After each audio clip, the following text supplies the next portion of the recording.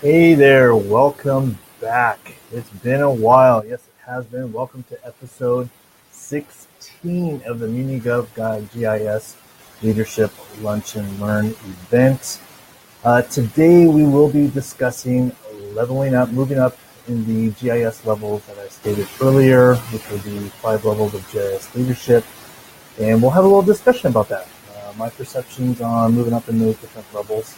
And again, it's been a while. We've had the every user conference. A lot of excitement's been going on. Vacation's been happening. iPhone's breaking. And so I'm coming to you through a laptop through this version of this episode. Anyways, nice to be back. Nice to get back in the groove again. Got a lot of content to share. So today we are just going to go through the different ways of moving up in the levels of GIS leadership. But first, welcome. Again, I am the host, Toby Soto. I am the blogger behind MuniGovGuide.com, and I'm also the GIS manager for the city of Riverside in California. I do this program to take you from good to great with actionable content from my discussions with industry leaders and also from my experiences. My thoughts and opinions are of my own and not of my employer. So let's kind of get down into it. I've been talking about these 5 levels of GIS leadership, and they've been based upon John C. Maxwell's book, The 5 Levels of Leadership, and I've adapted it to our industry. And it kind of really parallels my experiences going through leadership here in GIS, and I just wanted to be able to bring that forth to you guys. We learn off of experience. There's really no set scale. There's no set curriculum to learn leadership in GIS. And so I'm just trying to cultivate all this down and boil it down to the essentials so that you have a clear path to GIS leadership. So the 5 levels that we have been discussing for GIS leadership has been, first one is position, second one is permission, third one is production, fourth is personnel development, people development, and 5 is pinnacle. So my perspectives on moving up the GIS leadership levels, the first one is going to be everyone is not on the same level with you. So for example, you may have a senior GIS analyst that you've been with for quite some time, and you guys have a great working relationship. You know each other very well. You know each other's families and issues. You have a lot of great discussions. And so there's a lot of trust. There's a lot of relationship building that has happened there, and you have a vested interest in that person. Whereas you have someone that just come on board, and maybe they're a GIS tech or an intern, you haven't really established that relationship. You haven't established that trust and that integrity. Obviously, you haven't put much into their career development either. So you're going to be at different levels with different people. So just keep that in mind. And so your development as a leader is going to be dictated on who you're working with and at what level you're at. And the pieces that are going to be involved help move you up in those levels with that particular person. The second one is each level builds on each other. You don't just move up a level and forget what you did in level 1. Each time you keep building on top. And that primary function and core is creating that relationship with somebody, with the staff. But you have to keep nurturing that. You can't just let that fall off, because they're just going to start moving back down levels. They're not going to be moving up levels. Also, you need to be able to move up in these leadership levels, and that will actually draw you to be more productive as well.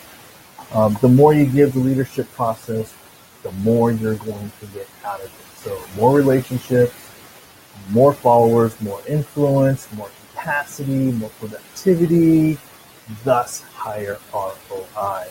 And in GIS terms, the higher ROI is definitely going to have upper management really latch on to what you're doing, and also it's going to be allowing you a great future for your GIS program, so that you can have this management support. The third one is it takes time, it takes effort. to move up in these levels. Again, when you're at level 1, it's creating relationships. It's not too difficult to do, but as you start moving up into level 2, level 3, which is permission and production level, it gets a little more harder because now you have to be consistently productive, and sometimes that's difficult at times. To always be at your game at the high production level. And then when you move up into level 4, the people development, you're now putting time and effort into developing the staff. You're assessing them, you're creating challenges, and you're reviewing their progress. That all takes time. And then as you get to the pinnacle level, that is a lifelong process. That is something that you're constantly developing leaders over time. And so it takes a lot of time and effort to do that, but it's well worth the time and effort putting into it. Let's see. So each level builds upon itself. It also requires additional skill sets. As you move up from level 1 to level 2, you keep gaining skill sets, and that way you can work through the challenges as you move up higher in those levels. Each one builds upon each other. So when you get to higher levels of leadership, those challenges aren't so bad. They're mitigated because now you also have staff and support to help you move up those challenges and conquer them. And if you have problems, you have people to help you. You develop that relationship. Also, it takes experience and intentional growth to move up the levels. And by not finding levels, it actually will help. It'll actually hinder your capacity to develop your staff, develop you, and develop your vision in your GIS section. So it is very important that you try to move up these leadership levels. So the fourth one is adjustments are a fact of life. People do move on. People go to other jobs. People get promoted. Career changes. They move. Maybe they get fired. Things like that happen. And when you do have that type of career change, you're basically starting at level 1 again, wherever you go. But if you've already done this rodeo, you've already gone through this process of leveling up, going through level 1, 2, and 3, those happen a lot faster if you've already gone through that process. So you know what it takes to move up those levels in a much faster, concise way. The other thing is, don't take your relationships for granted. You're developing trust with your staff. You're developing trust with people. When you break that trust, you will definitely move down levels, and sometimes you may not even recover if you break that trust. So please, covet that you have trust with people. That will move you further along. So anyways, those were the 4 areas of moving up in the GIS leadership levels that I wanted to accentuate and make you aware of. But those are some of the things you think about as you're trying to move up in these levels. And I hope that this has been beneficial to you.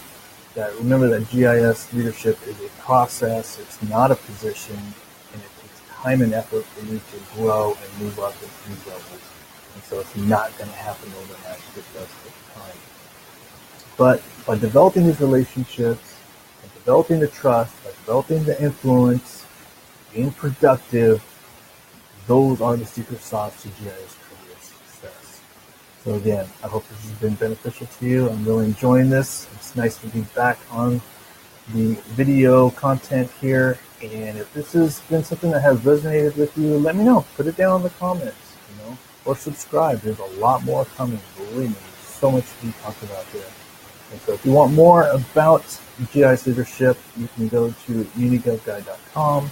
I'm also on LinkedIn. We have the UniGovGuy Leadership Lab. Definitely get in there and get into some actionable content that you won't find anywhere else about GIS leadership.